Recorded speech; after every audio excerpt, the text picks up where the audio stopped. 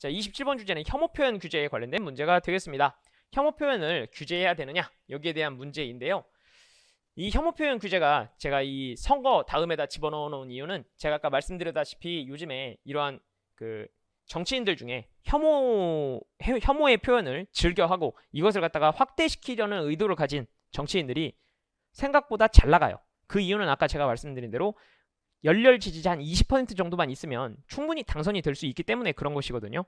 이 문제가 혐오 표현이라는 문제가 정치적인 문제와 연결이 많이 되기 때문에 문제가 되기도 합니다. 추가적으로 이 혐오 표현에 관련된 문제는 더 어려운 문제가 될 수도 있거든요. 이건 제가 심화편에서 좀 더 강력하게 다룰 건데요. 이 혐오라고 하는 것이 인간이 가지고 있는 어떤 본능에 가까운 측면이 있어요. 그래서 이걸 진화론적으로 풀어나가서 이걸 갖다가 진화론으로 풀고 나가고 인간의 심리적인 문제, 그 다음에 뇌인지학의 문제 이런 식으로 풀고 나가는 경향이 있는데 이쪽으로 문제가 넘어가면 과학이랑 결합돼서 나오게 되는 측면이 있습니다. 여러분들 요즘에 잘 나오는 뭐 확증 편향이든 뭐 저기 인지 부조화 이런 개념들 있잖아요. 그런 개념들을 이용한 문제들도 많이 출제되고 있는 중이에요. 이거에 관련된 책은 뭘 보시는 게 가장 좋냐면 헤이트라고 하는 책이 있습니다. 혐오와 관련된 여러 학자들이 공동 저작을 한 그 책이 있거든요. 한번 그 책을 보시면 혐오 표현에 관련된 굉장히 좋은 인사이트들을 좀 발견하실 수 있을 겁니다. 한번 보시기를 추천해드리고요. 그리고 시사 이슈 쪽에서 다시 한번 혐오 표현에 관련된 논리들은 이쪽까지, 이 뇌인지학 쪽까지, 심리학 쪽까지 연결되는 주제를 그때 한번 다루도록 하겠습니다. 오늘은 이것을 갖다가 자유주의, 공동체주의, 공리주의적으로만 한번 보도록 할게요. 자, 혐오 표현이라고 하는 것은 기본적으로 이런 생각을 가지고 있습니다. 자유주의에서는 혐오 표현 내버려 두자라고 얘기합니다. 이걸 보고 뭐라고 그러냐면 이거를 표현의 자유시장 논리라고 합니다. 표현의 자유시장 논리. 이유는 아주 간단합니다. 제가 아까 자유주의 설명할 때 무엇을 얘기했냐면 개인에게는 자유가 있다. 이 자유는 최대한 보장돼야 되고요. 이것이 타인의 자유에 해악을 미치지 않는다면 이것을 뭐 할 수 없다? 개인의 자유를 강제할 수 없다는 거예요. 이때 제일 중요한 게 뭐냐면 이거라고 그랬죠? 타인의 자유에 해악을 입히는 게 과연 무엇이냐? 내가 적극적으로 가서 선택하는 것, 때리는 것 이런 것이라고 말씀드렸잖아요. 그래서 직접적인 해악이라고 말하는 이유는 여기에 있습니다. 그럼 보겠습니다. 제가 만약에 A라고 하는 사람이 있는데 이 A가 특정 인종을 혐오하는 발언을 했다고 쳐볼게요. 혐오하는 표현을 했습니다. 이것은 뭐냐면 개인의 자유죠. 이것으로 인해서 이 사람에게 무슨 책임이 발생할까요? 사람들이 보기에 이런 부도덕한 사람, 이런 혐오감을 가지고 있다니 이러한 도덕적인 비난을 감수하겠다고 선택했다면 할 수 있는 거다 없는 거다? 있는 거다라는 거예요. 자, 그러면 B라고 하는 사람이 이 특정 인종이에요. 혐오의 대상이 되는 이 사람에게 과연 해악을 가한 것인가? 이 해악이 없습니다. 왜 해악이 없느냐? 이건 단순히 뭐에 불과하기 때문에 말에 불과하기 때문이죠. 그러니까 이 사람이 만약에 칼을 들고 가서 우리 사회에서 이 특정 인종이 사라져야 된다라고 이 사람을 살해했다거나 아니면 이 사람을 갖다가 폭행했다거나 이런 경우라고 한다면 뭐 할 수 있겠지만 자유에 대한 해악을 가한 거라고 하겠지만 단순히 뭐에 불과하니까요? 표현에 불과한 거니까요. 그래서 이렇게 볼 수 있겠습니다. 여기서 말하는 해악이라고 하는 것은 여러분들이 피해를 입었잖아요 라고 얘기를 많이 하시는데요. 이 정신적 피해가 증명이 되려면 그 개인의 존재성 자체가 부정당할 정도로 매우 명시적인 것이어야 됩니다. 예를 들어서 어떤 사람이 이렇게 말했다고 치죠. 뭐 종숙해 키도 작고 뭐 볼 거 있어? 라고 얘기했다고 치겠습니다. 이것이 제가 큰 마음의 상처가 되었다고 치죠. 이건 뭡니까? 해악인가요? 아닙니다. 만약에 제가 그 말을 듣고서 이렇게 생각할 수도 있잖아요. 그렇지, 내가 그런 측면이 있으니까 좋아, 내가 그러면 실력으로 승부해주겠어 라고 생각을 한 나머지 제가 공부를 더 열심히 하게 되었어요. 그러면 해악을 가한 것이 아니라 오히려 저에게 이익을 주었네요. 이게 무슨 말이냐면 그 개인이 그것을 듣고 어떻게 행동할지 알 수 없습니다. 그런 점에서 보자면 직접적 해악이라고 하는 것은 내가 그 사람의 자유에 직접적인 해악을 미칠 것을 의도해야 되고 그리고 그것을 자유로서 결정해야 되고 그것이 해악이라는 것이 명백해야 됩니다. 그렇게 될 때만이 개인의 자유를 지킬 수 있는 거거든요. 그래서 여러분 여기서 중요한 게 뭐냐면 자유주의는 생각보다 부도덕한 것과 처벌해야 되는 것의 기준에서 처벌이 굉장히 적습니다. 그런데 보통 학생들을 보면요. 내가 마음에 상처를 입었어. 우리가 마상이라고 그러죠? 마상을 입으면 그걸 갖다가 직접적인 해악을 입혔다고 생각해요. 그냥 그건 마음의 상처예요. 여러분들 자유주의에서는 개인의 자유를 보호하려는 목적을 갖고 있다는 걸 잊으시면 안 돼요. 그러니까 타인의 자유에 대한 해악을 입혔다. 그 개인의 자유를 제한해야 된다. 라고 말할 때에도 그 조건이 굉장히 까다롭게 되어 있다는 점을 이해하실 필요가 있습니다. 까다롭습니다. 까다롭기 때문에 정말 증명을 잘 하셔야 됩니다. 그래서 혐오 표현은 정신적인 충격에 불과할 뿐이지 그것이 직접적인 해악을 미친 것은 아니다라는 것이 중요 포인트가 되겠고요. 자, 공리주의의 관점에 따라서 간다면 편익과 비용을 계산해야 될 겁니다. 그래서 여러분들이 이 계산을 잘 해주시면 되겠습니다. 그래서 어떤 사람이 혐오 표현을 했다. 그런데 그걸 지지하는 사람이 많다. 그래서 그걸 듣고 굉장히 사람들이 아무도 저런 말을 못했는데 저런 말 해주니까 속이 시원한데? 이렇게 되면 허용하는 것이 이익이 된다면 허용하는 거고요. 손해보는 사람이 얼마 없다. 그러니까 예를 들어서 우리나라에 흑인종이 있는데 이 흑인종이 얼마 안 된다. 그런데 흑인종을 차별했으면 좋겠다라고 생각하는 사람이 너무너무 많다라고 하면 타당한 것이 되고, 그게 아니라 우리나라에 그런 것들을 불편해하는 사람, 그것을 싫어하는 사람이 너무 많다. 그럼 금지해야 되는 거죠. 이익 계산을 잘 해주시면 되겠습니다. 무엇이든 상관없습니다. 이익 계산을 한 결과를 보니까 그것이 이익과 비용을 계산했을 때 그게 이익이 더 큰데 오케이, 그럼 맞는 것이 됩니다. 그런데 그냥 제가 보기엔 이게 나쁜 것 같은데요? 이렇게 쓰면 틀린 것이 되는 거죠. 이익과 비용 계산을 확실하게 해주시기 바랍니다. 자, 공동체주의 쪽에서는 무엇을 쓰는 거냐면 서사적 존재라는 개념을 쓰는 겁니다. 그래서 역사적 악행의 재발 방지가 중요한 것이고요. 혐오 표현이라고 하는 것은 기본적으로 이런 관점을 가지고 있습니다. 여기서 중요한 건 문화와 역사를 공유하는 존재라는 게 중요해요. 문화와 역사의 공유죠. 그래서 인류의 역사를 봤을 때 우리가 이러한 혐오 표현을 허용했을 때 생각해보자면 내가 만약에 유태인을 혐오하는 생각을 가지고 있어요. 그걸 왜 굳이 표현을 하죠? 그냥 내가 그런 생각을 가지고 있으면 되는 거잖아요. 그리고 나만 그렇게 행동하면 되는 거잖아요. 근데 그걸 다른 사람 앞에서 표현을 한다는 건 무슨 뜻이냐면 내가 이런 것들을 널리 퍼뜨려서 국가를 통해서 이것을 실현하고 싶다라고 하는 정권을 잡아서 권력을 잡아서 이것을 실행하고 싶다라고 하는 의지를 갖고 있는 거예요. 그래서 그러한 형태에서 정권을 획득하려는 정치적인 표현의 시도인 것이고, 정권을 획득해서 결국은 그 권력으로 소수자를 학살한 역사를 우리는 이미 가지고 있다. 그것이 바로 뭡니까? 나치의 유태인 학살이죠. 그렇기 때문에 지금 우리가 이 혐오 표현을 끊지 않으면 뭐가 돼버린다? 순식간에 정권 획득과 소수자 학살로 이어질 수 있는 역사적인 우리는 재발의 가능성을 여전히 가지고 있다. 그렇기 때문에 그 전에 우리가 이것을 끊어내야 된다라는 관점을 가질 수 있겠습니다. 그래서 정말 신기한 게 뭐냐면 유럽 쪽이 혐오 표현에 대해서는 굉장히 강경한 입장을 가지고 있어요. 혐오 표현을 금지시켜야 된다. 그래서 여러분들 잘 생각해 보시면 그 독일에서는요, 제가 그냥 장난으로 이렇게 나치식 인사 한 번만 이것만 해도요 바로 잡혀가게 되어 있어요. 처벌하게 되어 있는 겁니다. 제가 뭐 하일 히틀러 뭐 이런 걸 하지 않아도 그냥 이것만으로도 잡혀갈 수 있어요. 장난으로 제가 코스염으로 이렇게 이런 것만 그려도 이것을 혐오 표현으로 생각해서 처벌을 할 수 있다. 이런 관점들을 가지고 있고요. 그 다음에 미국 쪽에서는 오히려 이러한 역사가 없잖아요. 그러다 보니까 혐오 표현에 대한 관점이 약간 유럽보다는 그 기준이 약간 완화된 경향을 가지고 있어서 그것 때문에 트럼프가 당선되지 않았냐 뭐 이런 얘기들도 꽤 많이 있습니다. 그래서 이런 관점을 한번 이해해 주시면 되겠습니다. 자, 그래서 27번 주제 혐오 표현 규제 쪽의 논리들을 한번 보시면요, 그쪽에 논리해 보자면 혐오 표현 규제 쪽, 죄송합니다, 제가 하나를 빼먹었네요. 자, 이걸 보시면 혐오 표현 규제 쪽에서 논리를 보면 이걸 한번 볼게요. 자유지상주의 관점에서 보자면 발언자와 청자 모두 자유를 가지고 있어요. 그래서 발언하는 것도 개인의 표현의 자유이고 듣는 사람도 자기가 판단해서 스스로 결정하는 거예요. 이게 바로 표현의 자유시장 논리입니다. 그러니까 제가 이 물건을 파는데 100만 원을 받을 거예요. 자, 청자가 생각했어요. 너무 비싼데 안 사는 거예요. 그러니까 내버려 두면 됩니다. 알아서 스스로 사라질 거예요. 근데 제가 만약에 이걸 10만 원에 팔 거예요. 청자가 생각했어요. 사는 사람, 소비자가 생각했어요. 괜찮은데? 이 가격에 이게 된다고? 그러면 어떻게 되는 거예요? 받아들여지는 거예요. 그래서 규제를 할 필요가 없어요. 만약에 혐오 표현이 타당하다고 다수가 생각했다면 그게 옳은 게 되는 겁니다. 그게 잘못되었다고 판단한다면 바꾸겠죠. 내버려 두면 됩니다. 라고 생각하는 거예요. 자, 두 번째 자유주의 관점에서는 혐오의 이유는 우연입니다. 생각해보자면 소수자의 존재성을 부정하는 것은 문제가 돼요. 자, 제가 만약에 나치 시대에 태어난 유태인이라고 친다면 제가 유태인으로 태어난 것이 제가 유태인으로 태어나고 싶어서 노력한 결과물인가요? 아니죠. 태어나 보니까 유태인이었던 거죠. 그러니 결국 우연의 결과인 건데 그 우연을 가지고서 무엇을 한다? 차별을 한다? 말이 되지 않는 겁니다. 우리가 불평등을 용인할 수 있는 경우는 뭐냐면 자유로운 노력의 결과물일 때만 무엇을 할 수 있다? 불평등의 용인 결과가 되고 그것마저도 최소수의 자에게 이익이 될 때라고 말했잖아요. 그래서 이것은 규제해야 된다. 이것이 바로 방어적 민주주의라는 개념이 되는데 조금 이따가 뒤에서 방어적 민주주의 보도록 하겠습니다.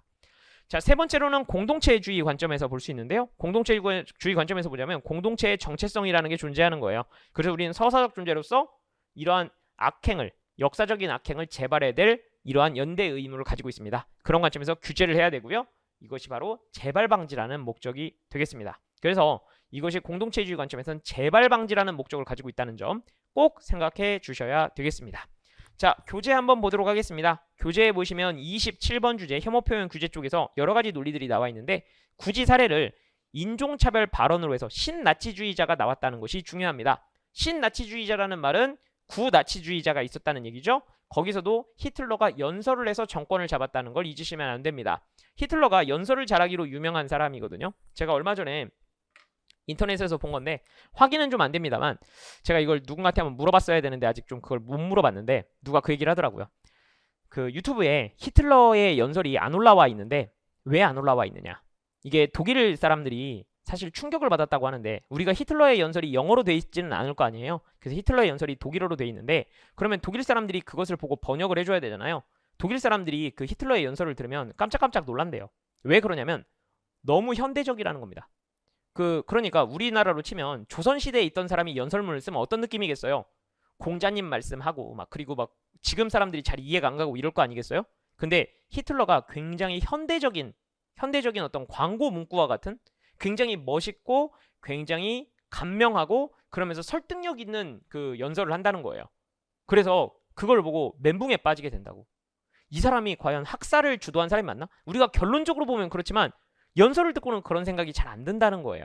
실제로 히틀러는 굉장히 연설을 잘하기로 유명했고 그리고 연설을 듣고 나서 감명받은 사람이 굉장히 많다라고 하는 그 학계 평가가 있거든요. 그걸 갖다가 그 히틀러의 연설을 스피치의 측면에서 분석한 사람도 있을 정도예요. 그것이 사실은 생각해보자면 좋은 의도를 가지고 있다고 해서 그것이 반드시 좋은 결과로 이어지는 것은 아니다. 독일 민족의 어떠한 위대성을 증명하기 위해서 결국은 다른 자들을 희생시키는 것이 허용되는가 이런 것의 문제로도 이어질 수 있다는 점을 생각해 주시면 되겠습니다. 그래서 연설이란 측면은 그래서 사례를 잡은 것이다. 이렇게 봐주시면 되겠습니다. 그리고 이러한 혐오 발언, 혐오 표현 그리고 가짜뉴스까지 연결되는 주제에다가 이것이 뇌인지학이나 심리학이랑 연결된다는 점 확증 편향이나 인지 부조화까지 연결되는 측면이 있으니까 그거는 심화 교재에서 다시 한번 보도록 하겠습니다.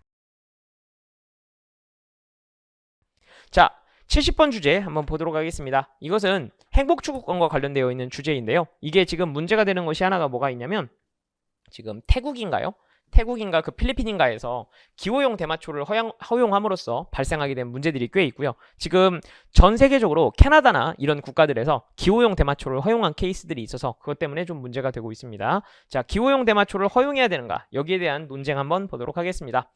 자, 문제가 되는 건 뭐냐면 이 기호용 대마초를 허용하는 것이 어떤 문제가 있는가? 그 논리를 먼저 알 필요가 있겠죠. 한번 개념 이해해 보도록 하겠습니다. 자, 기호용 대마초라고 하는 것은 기호용 대마라고 하는 것은 어떤 특성을 가지고 있냐면 이것이 대마는 담배처럼 비슷하게 담배와 유사해요. 담배와 유사한데요. 웃기는 건 뭐냐면 술과 유사합니다. 이게 과연 무슨 말일까? 라고 한다면 대마는 보통 담배처럼 대마를 태워가지고 흡연을 하거든요. 연기를 들이마시는 형태예요. 그런 점에서 보자면 담배랑 유사합니다. 그런데 여러분들 담배는 중독성이 있거든요. 제가 아는 사람이 그런 얘기를 한 적이 있어요. 저는 담배를 전혀 안 피는데 왜 그러냐면 제가 담배를 피울 줄을 몰라요. 그런데 누가 그 얘기를 하더라고요. 담배를 한번 피운 사람은 담배를 끊었다라고 말하면 안 된다. 담배는 쉬고 있는 거다 라고 얘기를 하더라고요. 담배는 참고 있는 거다. 다른 말로 해보자면 이것이 담배라고 하는 것이 끊기가 참 쉽지 않다 이런 얘기를 뜻하는 거거든요. 왜 그러냐면 중독성이 있기 때문입니다. 중독이라고 하는 건 뭐냐면 내가 하고 싶지 않은데 덜덜덜덜 떨면서 하게 된다는 거죠. 에이 선생님 담배를 이렇게 막 손을 덜덜덜 떨면서 하는 게 어디 있습니까? 이럴 수 있지만 군대에 가보면 알게 됩니다. 군대 가보면 저 신교대 때 100일 동안 담배를 못 피우고 했는데 저는 원래 담배를 못 피우니까 아무 상관이 없었는데 담배 피우는 애들은 그렇게 담배를 피우고 싶어 하더라고요. 중독성의 개념이죠. 그런데요. 잘 생각해보자면 대마는요. 담배하고 비슷하지만 흡연이란 점에서 비슷하지만 담배에는 중독성이 없습니다.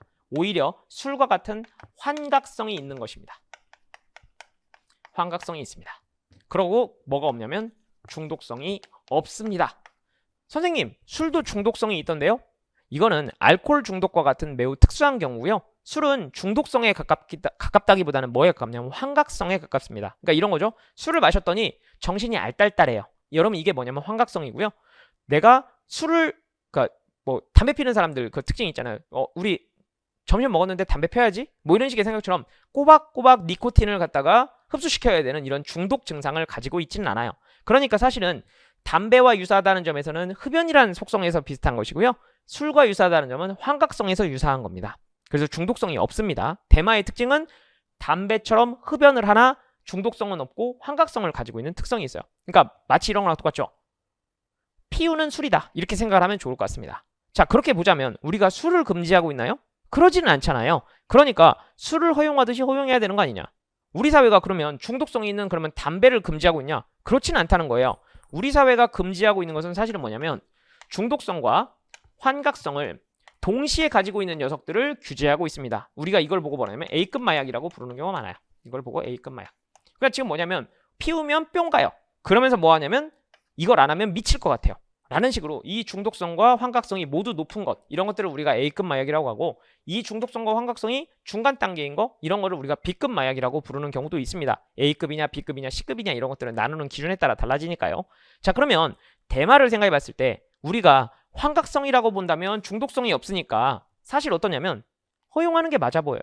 왜 그러냐면 이유를 한번 생각해 볼게요. 자, 여기로 돌아와서 제가 한번 보겠습니다.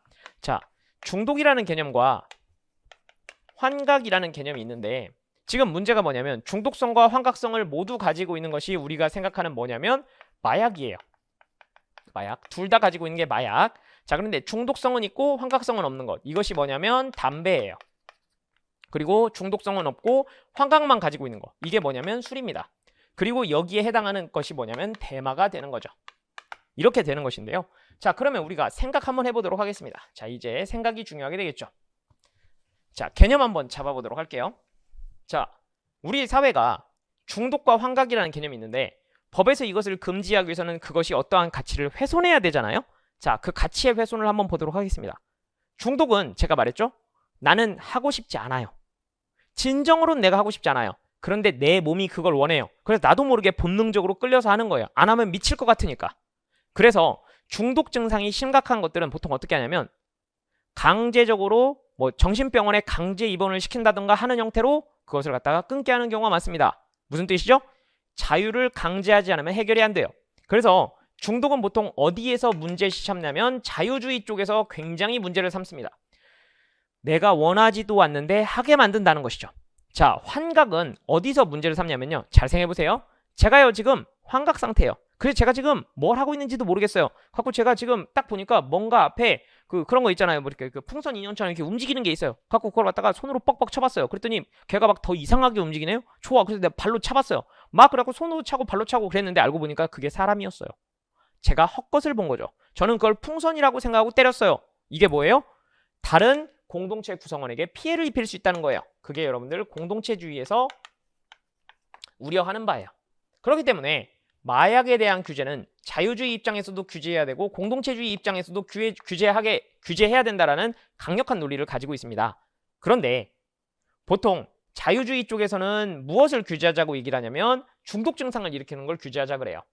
공동체주의 쪽에서는 중독 증상보다는 환각 증상을 보이는 걸 규제하자고 합니다. 그러면 생각해 봅시다. 대마를 규제해야 된다는 논리는 어디 쪽에서 나와야 정상입니까? 네, 공동체주의 쪽에서 나오는 논리가 맞겠죠. 그리고 자유주의 쪽에서는 기호용 대마초를 허용하자는 관점을 가지고 있습니다. 예를 들어 보겠습니다. 자, 이 관점에 대해서 논리를 써보자면 개인이 내가 커피를 마심으로써 행복해질 것인가? 아니면 내가 술을 마시면서 행복해질 것인가? 아니면 담배를 피우면서 행복해질 것인가? 아니면 대마를 피우면서 행복해질 것인가? 이것은 누가 결정하는 거다? 자신이 스스로 결정할 문제다. 이게 바로 뭐냐면 기호죠. 테이스트입니다. 이러한 내가 어떠한 기호품을 섭취함으로써 어떠한 기호품을 가지고서 행복해질 것인가? 스스로 나의 행복을 추구하는 거 타당하다. 그러나 만약에 이러한 개인의 행복 추구가 내가 스스로 결정한 어떠한 기호품을 선택할 것인가 이 선택의 자유가 타인의 자유에 해악을 준다면 그것은 뭐 할 수 있다?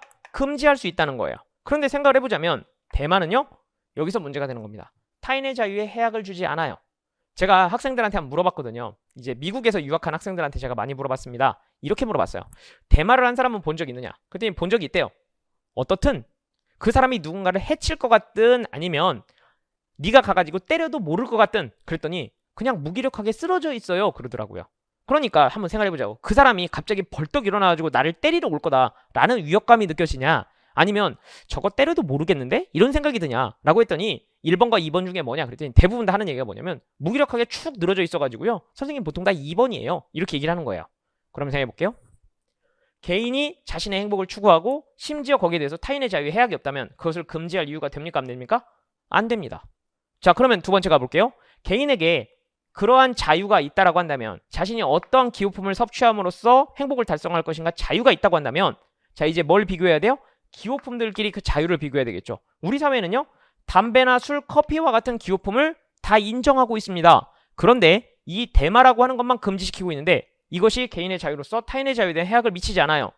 그러면 왜 그것을 금지하는 거죠? 이것은 기호품을 선택할 자유에 있어서의 평등을 같은 자유를 다르게 대하고 있는 것이죠. 그러므로 평등에 위배되는 겁니다. 라고 하는 논리를 쓸 수 있게 되겠죠. 다만 반대쪽 이 공동체주의 쪽에서는 어떤 논리를 사용하게 되냐면요. 이러한 환각 증상이 있기 때문에 대마가 환각 증상으로 인한 국민 건강에 위해를 미칠 수 있고 그리고 추가적으로 다른 사람에게 범죄를 일으킬 수 있다는 논리를 사용합니다. 그런데 생각해보자면 제가 아까 대마는 무기력하게 쓰러져 있다 그랬잖아요. 어떻게 하면 범죄로 이어질 수 있을까? 그 범죄를 논증하는 것이 중요한 포인트가 되겠네요. 여기를 한번 봐주시기 바랍니다. 공동체주의의 논리입니다. 공동체는 서로 다른 생각을 가진 구성원들의 집단이기 때문에 필수적인 연결끈으로 공유된 가치를 가지고 있어요. 이러한 공유된 가치가 훼손된다면 사회는 필연적으로 해체되고 붕괴되죠. 따라서 공동체는 이러한 공유된 가치를 지켜야 될 의무가 있습니다. 이러한 공유된 가치 중에 땡땡땡이 있는데 이 사례에 맞는 걸 쓰시는 거예요.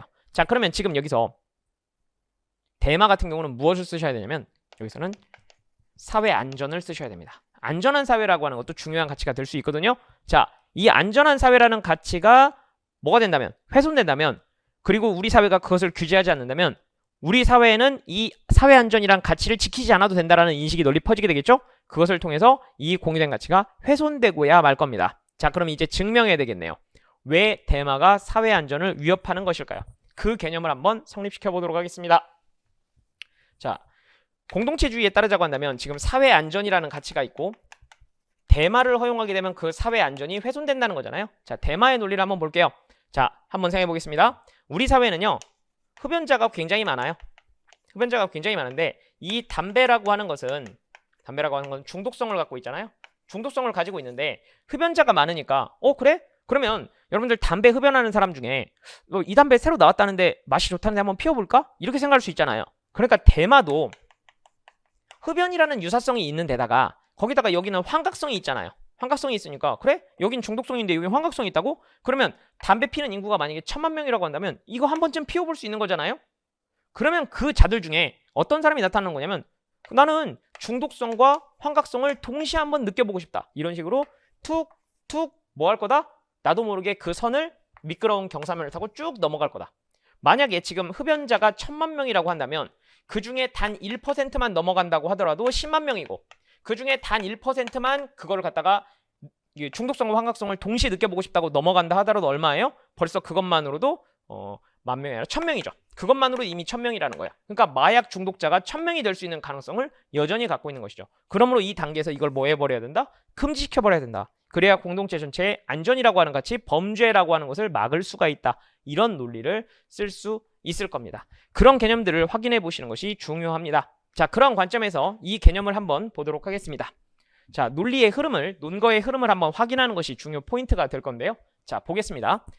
대마 흡연을 금지시켜야 된다는 논리 쪽에서 보자면 찬성론 쪽에서 사회 질서 유지가 나오게 되거든요. 자, 사회를 유지하기 위해서는 타인의 자유에 해악을 줄 수 있는 위험을 제거해야 된다고 했는데 이게 바로 뭐냐면 사회 안전이라는 가치입니다. 이렇게 제시해 주세요. 자, 사회 안전이 있고 대마초는 환각물질이에요. 그러니까 자신의 행동을 통제할 수가 없죠. 여러분 이거 교재에 나와 있으니까 교재에 보시기 바랍니다. 자, 그래서 이러한 관점에서 이 사회 안전을 뭐하고 있다? 해치고 있으니까 금지시켜야 된다라고 하는 논리가 되겠습니다. 자, 그러면 두 번째로는 뭐가 있을 수 있냐면 이것이 사회 갈등을 일으킨다는 논리가 되겠죠. 이 사회 안전에 있어서의 문제를 일으킬 수 있다. 그런 관점을 생각해 볼 수 있고요. 마지막으로는 이것으로 인해서 범죄 피해를 받은 사람은 어떤 문제가 생기겠느냐. 두 번째, 그리고 이 대마를 피우는 사람도 이런 것을 자신이 범죄자가 될 수 있다는 걸 알았다면 피웠을 거다, 안 피웠을 거다? 안 피웠을 것이다. 범죄자가 되고 싶은 사람이 어디 있냐. 그러나 나도 모르게 시작을 해버려가지고 그렇게 된 것이다. 그래서 금지시켜주는 걸 오히려 개인들이 스스로 원할 것이다. 그래서 공동체로 시작해서 뭘로 끝나냐면 개인으로 끝나는 논리가 될 겁니다. 자, 반대쪽에서는 개인이 스스로 내가 원하는 것을 결정했다. 그리고 평등의 개념에서 기호품이라고 하는 것은 동등하게 누릴 뭐가 있다? 자유가 있다. 그런 점에서 보자면 사회적으로 이러한 베네핏과 코스트를 분석했을 때 지금 코스트는 굉장히 크고 베네핏은 낮은 상황이니까 뭐 해야 된다? 대마를 허용하면 이 두 개를 뒤집을 수 있다. 이런 식의 논리가 되겠습니다. 그래서 금지 주장 쪽에서는 미끄러운 경사면 논변을 사용하는데요. 거기서 가장 중요한 게 이 관문 효과를 사용한다는 거예요. 그래서 이 관문을 무조건 다 넘어간다라는 개념이라기보다는 확률적으로 넘어갈 가능성이 있다. 그리고 그 확률적으로 넘어간다 하더라도 사회의 위협은 정말로 심각하다. 이런 식으로 개념을 사용해 주시는 것이 좀 더 여러분들이 논증을 섬세하고 논증을 득점 포인트를 만들어내는 논증을 할 수 있는 기반이 될 거다라고 하는 지점들을 생각을 해주시면 되겠습니다. 자, 교재 440페이지에 보시면은 그런 논리들을 어떻게 쓰는 것인가를 제가 논리로 정리를 해놓았는데요. 이 논리들을 참고하셔서 그 개념들을 어떻게 논증으로 사용할 수 있는가를 확인해 주시면 되겠습니다. 자, 관련 판례 한번 보도록 하겠습니다. 442페이지에 나와 있는 판례인데요. 거기서 규제 찬성 입장에 보면 거기 밑줄 친 부분 대마의 사용으로 인해 국민 건강에 미치는 악영향을 방지함으로써 국민 보건의 향상, 아울러 대마 흡연 행위와 관련된 사회적 위험 발생의 예방을 도모하고 있으므로 사회적인 가치가 있다 이렇게 써져 있는데 이게 2005년도 판례입니다. 그런데 대마가 그때 당시에는 건강에 굉장히 해를 준다라고 하는 논리를 사용했었거든요. 그런데 여러분들 대마가요 생각보다 건강에 해를 미치는 정도가 낮다 이런 것들이 요즘에 의학적으로 증명이 되고 있어서 요즘에는 국민 보건이나 국민 건강으로 논증을 하는 것은 너무 약한 논리가 되고요. 이미 이제 의학적으로 바뀐 것이 있어서 그것보다는 사회 안전 안전한 사회라고 하는 이런 범죄 우려 쪽으로 논증을 끌고 나가는 것이 훨씬 더 좋은 논리라는 점을 강조해드리고 싶습니다. 자, 이번에 규제 반대 입장 밑줄 친 부분 한번 볼게요. 모든 국민은 자기의 신체에 중대하고 심각한 침해를 발생시켜 사회 윤리에 해를 끼칠 정도가 아닌 한 자기가 추구하는 행복관념에 따라 자유롭게 행동하면서 살 권리가 있는 바. 여러분 이게 뭐냐면 행복추구권이죠. 법이 규제하고 있는 마약류 중에서 마약으로서의 독성이 상대적으로 가장 약한 대마초에 대하여 그 흡연 및 수수 행위를 처벌하는 것은 부당하다. 그 아랫줄입니다. 국민은 국가 권력으로부터 다른 기호 생활을 하는 사람들과 차별 취급을 받지 않을 권리가 있다. 그러니까 어떻게 쓴 거냐면 지금 이렇게 쓴 것이죠. 논리 자체가 개인에겐 그럴 자유가 있다. 그 자유를 다른 사람의 자유와 뭐하지 말라? 다르게 대하지 말라. 그러니까 평등이란 논리가 자유로부터 평등이 나왔다. 이런 개념들을 지금 성립시키고 있다라고 생각을 해주시면 되겠습니다. 이건 제가 그렇게 생각하는 것도 있지만 논리적으로 그렇게 생각하는 것도 있지만 헌재 판례를 통해서도 여러분들 확립되어 있는 논거의 흐름이라는 점을 잘 기억해 주시면 되겠습니다. 자, 77번 주제부터 80번 주제까지 공통된 논리, 평등원칙 한번 설명해 보도록 하겠습니다. 평등원칙은 논거로 굉장히 많이 사용되기 때문에 중요한 주제이고요. 그리고 추가적으로 보자면 요즘에 평등에 대한 관점, 그리고 공정성에 대한 관점 이런 것들이 출제가 될 때는 평등이라고 하는 개념 정의가 어떻게 되느냐 이것이 핵심 포인트가 되기 때문에 더 잘 알아주셔야 될 주제가 되겠습니다. 자, 평등원칙을 정의를 하면 이렇게 됩니다. 평등원칙이라고 하는 것은 같은 것은 같게 다른 것은 다르게 대해야 된다는 원칙이라고 생각을 해주시면 되겠습니다. 그래서 이 평등원칙을 개념 정의하자면 합리적인 이유 없이 같은 것을 다르게 대하거나 다른 것을 같게 대하는 것은 평등원칙이 위배된다라는 논리를 가지고 있어요. 자, 이 말 자체가 굉장히 큰 의미를 가지고 있는데요. 어떤 의미인지 한번 보도록 하겠습니다. 자, 합리적 이유 없이라는 말이 나와 있죠. 자, 합리성이라는 개념이 무엇인지 생각해 보도록 하겠습니다. 합리성입니다. 합리성은 막스 베버가 정립한 개념인데요. 이 막스 베버가 정립한 개념인데 이 합리성이라는 말 자체가 굉장히 큰 의미가 있습니다. 대부분의 학생들이 합리적이다라는 말을 이치에 합당하다 그냥 이런 정도로 생각하는 경향이 있는데요. 그런 정도의 개념이라고 볼 수는 없습니다. 자, 막스 베버가 그 합리성이라는 개념을 얘기했을 때 무슨 개념을 얘기했냐면 문화적 합리성과 사회적 합리성이라는 개념을 얘기했는데요. 여기서는 그러한 구체적인 분석을 하기 전에 앞서서 무엇부터 생각해 볼 거냐면 이렇게 말했습니다. 중세시대와 근대를 나누는 기준은 무엇이냐? 그것이 바로 합리성의 기준이다. 이렇게 얘기를 했습니다. 그러니까 근대시대는 합리적이고 중세시대는 합리적이지 않다는 것이죠. 어떻게 이것을 설명할 수 있느냐? 이렇게 설명을 했습니다. 자, 예를 한번 들어보자. 중세시대는 사실은 무슨 시대냐면 합리성의 시대라기보다는 미신의 시대거든요. 왜 이것을 우리가 미신의 시대라고 말할 수 있냐? 아주 간단합니다.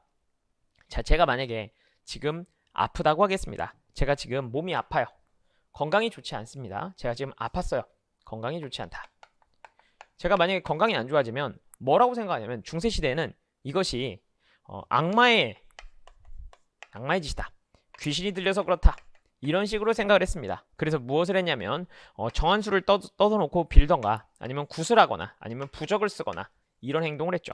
이것이 우리나라만의 현상은 아니고요. 이거는 외국도 마찬가지였죠. 그렇기 때문에 뭐 기복신앙이나 이런 것들이 괜히 있는 것이 아닙니다.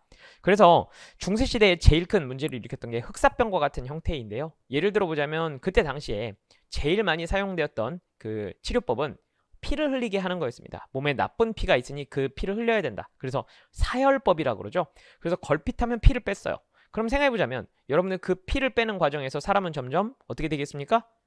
건강 상태가 좋지 않아지겠죠. 그리고 또 하나로는 그 피에 뭐가 있을 수 있으니까 오염된 물질이나 이런 것들이 있을 수 있고 피를 빼는 과정에서 무엇을 하게 되냐면 날카로운 물체 같은 것으로 몸을 찌르게 되는데 그 과정에서 이때 당시에 소독이나 이런 개념이 없었기 때문에 그것으로 인해서 오염된 그런 도구들로 인해서 사람이 폐혈증 같은 걸로 죽는 일이 굉장히 빈번했던 거죠. 이것이 결국은 건강의 문제가 발생했을 때 전혀 그 원인과 관계없는 것을 하는 행위, 이런 것들이 바로 비합리적인 행위라고 말할 수 있는 거거든요. 그런데 근대로 접어들면서 도대체 원인이 무엇일까? 그 원인으로부터 결과가 나오는 것일까? 우리가 이 인과관계를 고민하기 시작했다는 것이 합리성의 시작이라고 말할 수 있겠습니다. 이게 바로 뭐냐면 합리성의 개념에서는 크게 두 가지가 있는데 첫 번째로서 목적과 수단이 일치할 것을 원하는 것, 이것이 바로 합리성이라고 말할 수 있겠습니다. 그래서 합리성은 목적과 수단이 일치하는 것을 선택하는 것, 이것을 보고 합리성이라고 부르죠. 그런데 여기서 끝났으면 막스 웨버가 대단한 학자가 아니겠죠. 하나 더 얘기를 했습니다. 목적과 수단이 일치하는 것이 당연히 합리성인데 이 목적과 수단이 일치한다 하더라도 거기서 끝나지 않는다. 이 목적을 달성하는 수단이 하나만 있는 것은 아니죠. 그래서 이러한 여러 가지 목적을 달성하는 수단들 중에 가장 비용 대비 효과가 가장 큰 것, 이른바 우리가 말하는 효율성이죠. 가장 적은 비용으로 가장 큰 목적을 실현하는 효율성을 달성하는 것이 합리성이라고 말할 수 있다. 그래서 합리성의 개념은 크게 두 가지가 되겠습니다. 목적과 수단이 일치하느냐, 두 번째로는 여러 수단 중에서 그 목적을 더 잘 실현하는 비용이 적은 효율적인 수단을 선택하느냐, 이 두 가지가 합리성의 기준이라고 말할 수 있는데요. 그렇다면 미신이라고 하는 걸 먼저 생각해 보겠습니다. 미신은 결국은 어떻게 되는 거냐면 목적과 수단이 일치하지 않는 것을 말하는 것이고요. 그리고 이 미신은 이 개념으로는 아예 들어가지도 못하는 겁니다. 왜냐하면 목적과 수단의 관계가 아예 일치하지 않으니까요. 그렇다면 이렇게 볼 수 있겠습니다. 근대의 문제점이라고 하는 것은 무엇이냐? 막스 웨버는 이렇게 생각했습니다. 자, 예를 하나만 더 들어서 한번 설명을 해보도록 하죠. 자, 여러분들이 지금 로스쿨에 합격하고 싶어요. 로스쿨에 합격하고 싶습니다. 로스쿨에 합격하고자 해서 무엇을 할 거냐면요. 제 사진을 놓고 여러분들이 제 사진을 놓고 무엇을 할 거냐면 108배를 할 거예요. 이 사진에다가 놓고 그러면 어떻게 될 것이냐? 내가 로스쿨에 합격할 수 있느냐? 우리가 당연히 봐도 이거는 불합리한 행동이고 비합리적인 행동이죠. 자, 이걸 증명해 보세요. 라고 하면 대부분이 어떠냐면 딱 보자마자 이건 미신이잖아요. 그러면서 논리를 끝내버리거든요. 이건 논증이라고 말할 수 없습니다. 이것이 비합리적이다라고 한다면 이렇게 증명을 해야 되겠죠. 자, 합리성이라고 하는 건 목적과 수단이 일치하는 것을 말하는 겁니다. 자, 여기로 돌아와 보겠습니다. 로스쿨 합격을 갖다가 목적으로 삼고 있다고 친다면 여러분들 로스쿨은 결국은 지적인 능력이 뛰어난 사람을 뽑고 싶어 하는 것이기 때문에 결국은 무엇이 좋아져야 되냐면 자신의 지성이 발달해야 됩니다. 자신의 이성적 판단 능력이 발전해야 되는 것이죠. 자, 그 지성적 능력을 발전시키겠다는 목적으로 무엇을 했냐면요. 제 사진을 놓고 108배를 하는 것을 선택한 거예요. 자, 그럼 질문입니다. 제 사진을 놓고 108배를 하면 코어 근육이 튼튼해지게 될까요? 아니면 여러분들이 지적 능력이 발달하게 될까요? 아, 종수의 얼굴만 봐도 내가 뭔가 생각한 것 같아. 이런 식일 리는 없어요.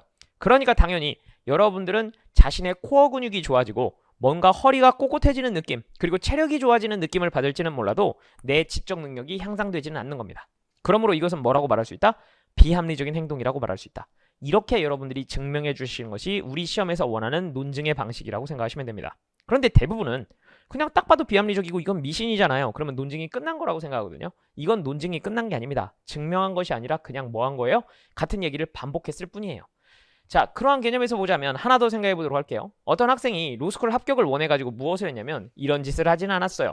자, 그런데 무엇을 하기 시작했냐면 이 학생이 자신이 스스로 도서관에 가서 원전을 찾아보면서 공부를 할 수도 있고요. 그리고 두 번째로는 친구들과 스터디를 할 수도 있고요.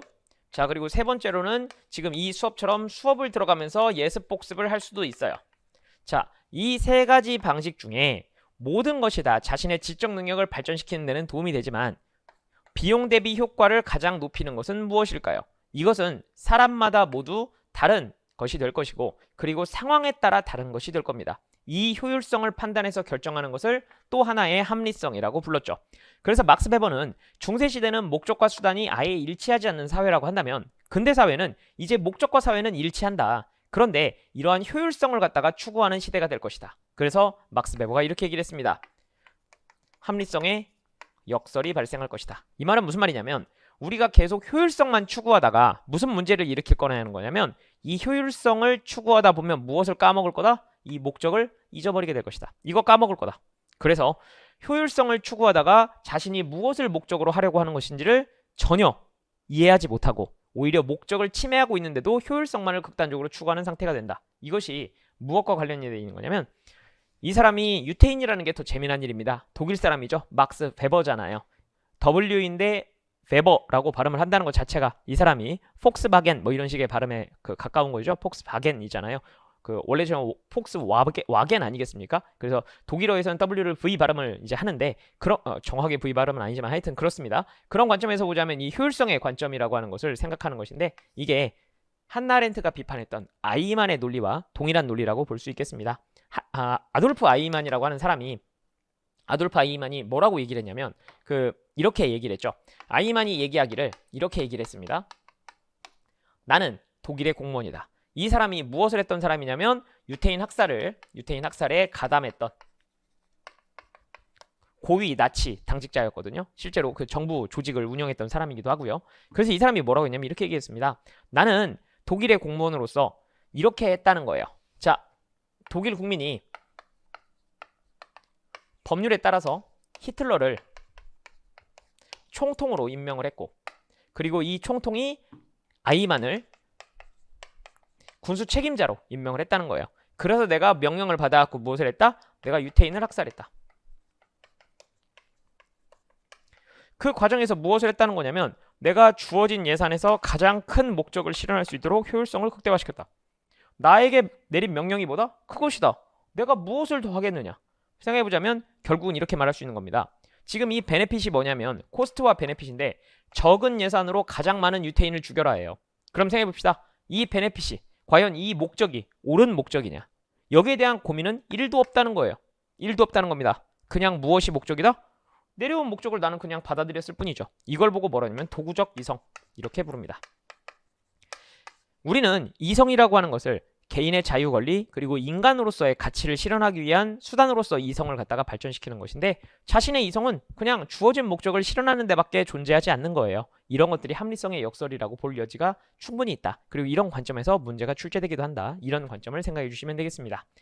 그래서 지금 여기서 합리적 이유 없이라는 말 자체가 무슨 뜻이냐면 이 목적과 수단의 관계를 생각해봐라 이런 질문에 가까운 것이죠. 그러니까 당연히 평등이라고 하는 말이 합리적 이유 없이 같은 것을 다르게 대하거나 다른 것을 같게 대하는 것은 평등원칙에 위배된다는 것은 무엇을 뜻하는 것이냐면 무엇을 같은 것으로 볼 것이고 무엇을 다른 것으로 볼 것이냐 그 앞에 뭐가 있어야 된다? 그 가치와 목적이 이미 앞에서 전제되어서 증명되어야 된다라는 것을 뜻하고 있는 겁니다. 그런 관점에서 꼭 기억하셔야 될 건 뭐냐면 같은 것과 다른 것의 기준이 되는 가치가 먼저 증명이 되어야 됩니다. 그러다 보니까 어떻게 되냐면 평등원칙은 보통 두 번째 논거로 사용되는 경우가 많습니다. 보통 평등원칙이 첫 번째 논거로 사용되는 경우는 거의 없습니다. 예외적으로 평등권이라고 하는 것이 첫 번째 논거로 나오는 경우가 있는데요. 그러한 경우에도 그 평등권의 내용이 무엇인지가 그 가치 안에서 이미 논증되는 경우가 대부분입니다. 그래서 지금까지 여러분들이 헌재 판례 지금 제가 쭉 이렇게 보여드렸을 건데요. 거기서도 보면 평등원칙에 관련된 부분은 항상 두 번째 논거로 나오는 경우가 많습니다. 그래서 이러한 경우에 이러한 논거의 순서라고 하는 것을 좀 기억을 해두실 필요가 있습니다. 합리적 이유라는 것이 합리성의 개념이라는 것 자체가 목적과 수단의 일치를 의미하기 때문에 목적이 되는 가치가 먼저 무엇인지 입증되어야 된다는 점. 그래서 보통은 이렇게 증명이 되죠. 개인의 자유. 이 자유가 무엇인지는 모르겠는데 생명신체의 자유가 될 수도 있고 양심의 자유가 될 수도 있고 여러 가지 자유에 관련된 것이 먼저 증명이 되고 두 번째로는 이 A의 자유와 B의 자유를 뭐하게 돼야 달라? 다르게 대하지 말아달라. 이런 개념이 있을 수 있죠. 예를 들어 볼게요. 사람에게는 누구에게나 내가 누구와 혼인할 것인가 라고 하는 성적 자기결정권, 성적 자유가 있다는 거예요.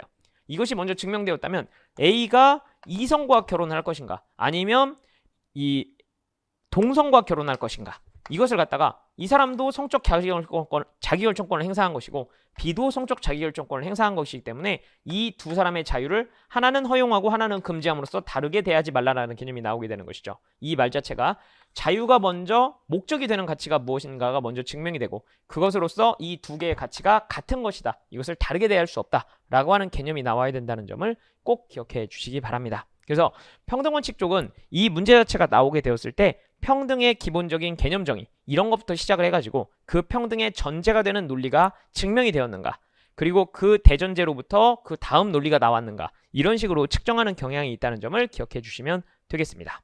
자, 그러한 관점에서 평등원칙의 논리를 조금 더 보도록 하겠습니다. 평등원칙은 자유주의 관점에서의 평등원칙이 있고 공동체주의 관점에서의 평등원칙이 있거든요. 자, 먼저 이 개념을 한번 이해해 보도록 할게요. 그래서 평등원칙은 양쪽 논리에서 다 쓸 수 있습니다. 이유는 매우 간단합니다. 자, 자유주의 입장에서는 먼저 개인의 자유를 중요하게 생각하잖아요. 자, 두 번째로는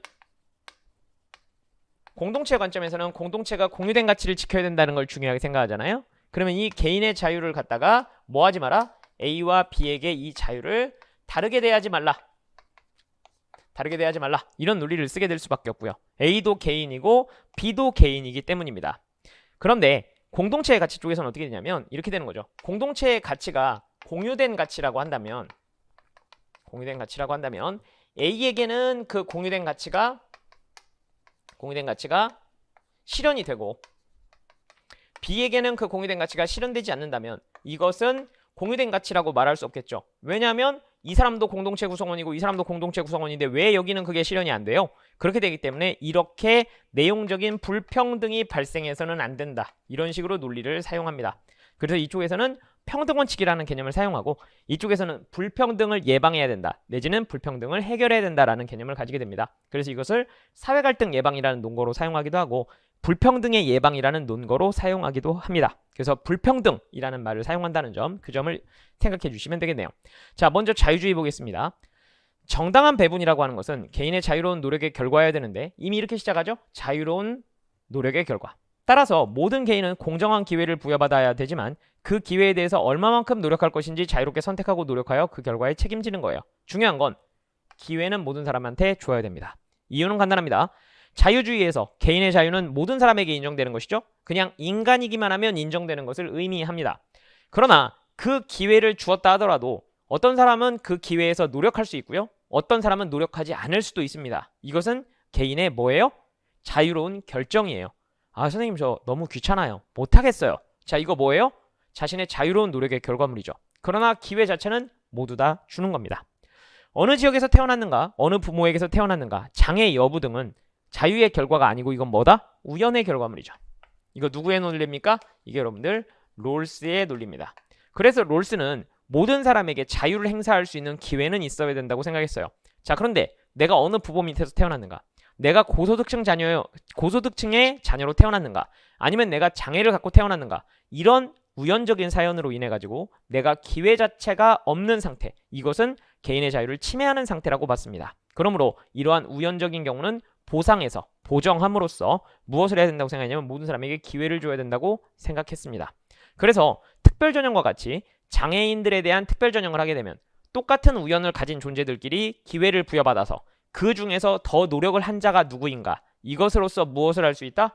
기회의 평등을 달성할 수 있다. 그리고 모든 것은 개인의 자유로운 노력으로 결정되게 된다 라고 하는 그러한 배분의 결과물, 기회는 부여하고 노력의 여하로 자유의 선택의 결과로 발생하는 책임을 인정하는 형태로 기회를 배분해야 된다. 이것이 바로 배분적 정의다 라고 생각을 했던 것이고요. 자, 공동체주의에서는 어떻게 생각했냐면 공동체를 유지하기 위해서 공유된 가치가 필요한데 하나의 가치가 모든 가치를 지배한다면 부정의하다 라고 하는 개념이 나오게 된 겁니다. 여기를 봐주시기 바랍니다. 이게 왈저라고 하는 사람이 제시한 논리인데요. 다원적 평등이라고 하는 개념이 되겠습니다. 이거 한번 설명 한번 해보도록 하겠습니다. 이 다원적 평등이라는 개념 한번 이해해 두시면 굉장히 도움이 많이 될 겁니다. 왈저라고 하는 사람은 어디에도 나오냐면 샌델의 정의란 무엇인가에도 보면 왈저라는 사람의 논리가 나오고요. 우리 앞쪽에서 인권과 주권 개념이 있었잖아요. 주권은 이렇게 인권이 각각의 국가에서 성립하는 개념인데 보편적 인권은 이렇게 얇다. 이건 두껍다. 이런 개념이 이게 두꺼운 개념과 얇은 개념이라고 하는 유명한 개념이거든요. 이걸 제시한 사람이 누구냐면 왈저입니다. 공동체주의자예요.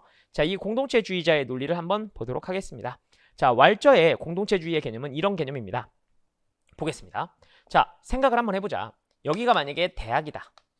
자, 대학이라고 하는 공동체가 있는데 공동체가 하나만 있는 건 아니라는 거예요. 우리는 공동체를 가상의 개념으로서 뭔가 우리 공동체는 하나밖에 없는 걸로 생각을 하는데 대학 공동체라는 건 없습니까? 우리 국가 안에 대학 공동체라는 공동체도 있잖아요. 이 공동체의 가치는 무엇이냐면 진리탐구. 그러면 이 안에서 우리가 무엇을 할 수 있다? 자유를 추구할 수 있어요. 이 자유가 뭐예요? 그러니까 결국은 누가 좀 더 학업을 성실하게 이수하고 노력했는가?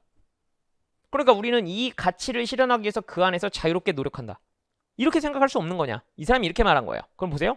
공동체의 가치를 추구하는 노력이라는 개념이지 우리가 노력이 먼저 우선할 수는 없다. 이런 식의 개념이 되는 거고요. 두 번째 가보도록 할게요. 대학만 있는 건 아니니까요. 만약 예를 들어서 군대가 있다고 치겠습니다. 군대에서는 기본적으로 용감함 아니면 그렇죠. 국가안보라고 한번 생각해 볼게요. 국가안보겠죠. 국가안보라는 가치를 추구하는 거죠. 그 안에서 누가 좀 더 국가안보에 도움이 되느냐로 자유롭게 노력하고 있다는 거예요. 그러니까 예를 들어서 어떤 사람이 좀 더 국가안보에 있어서 더 큰 가치를 실현할 수 있어요. 이 사람이 노력해가지고 진급하는 거 아니냐. 이런 식으로 생각하는 겁니다. 이런 식으로 하나의 공동체만 있는 게 아니라 여러 개의 공동체에 있다는 겁니다. 그래서 기업을 생각해 봅시다. 기업의 가치는 뭐냐면 이윤 추구에 있어요. 그러니까 그 안에서 누가 좀 더 이윤 추구를 잘하느냐를 자유롭게 노력한다는 겁니다. 그래서 각 공동체마다 자기가 중요하게 생각하는 이러한 가치들이 존재한다는 겁니다. 잘 봐라. 그러니 우리 사회가 이러한 공동체, 작은 공동체들에서 각각의 목적을 인정해주면 그것으로서 무엇이 되는 거냐면 중요한 가치들이 다원적으로 실현되는 것이다. 벌써 공동체가 만약에 4개가 있다고 치면 그 안에 있는 가치는 4가지나 된다는 겁니다. 자, 이 말이 왜 중요한 말이 되냐면요. 이런 개념이 됩니다. 자, 이것의 반대 개념으로 자유주의 입장에서의 관점을 한번 생각해 보도록 할게요. 자유주의는 뭐라고 생각하냐면 이렇게 생각합니다. 자, 개인에게 뭘 줘라? 자유를 줘라.